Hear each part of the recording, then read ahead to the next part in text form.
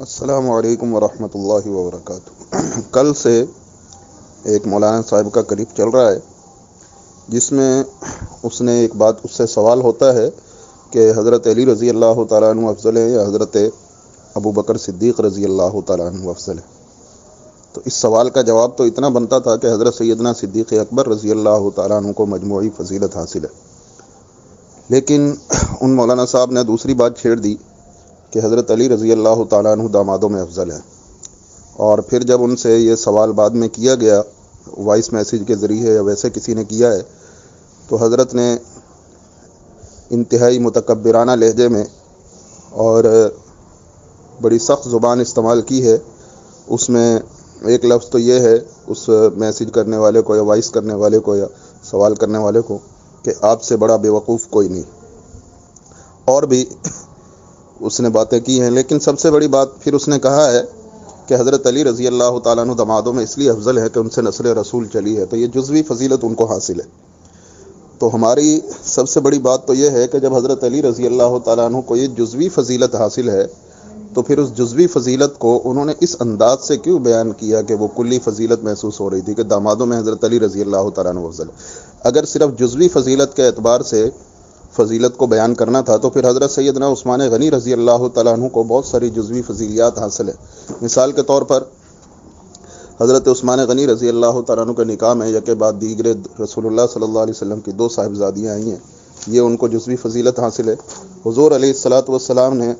ان کی شہادت کی خبر سن کر صحابہ اکرام سے ان کے بدلہ لینے پر بیعت کی، یہ ان کو جزوی فضیلت حاصل ہے۔ حضور علیہ الصلاۃ والسلام نے حضرت عثمان غنی رضی اللہ تعالیٰ عنہ کے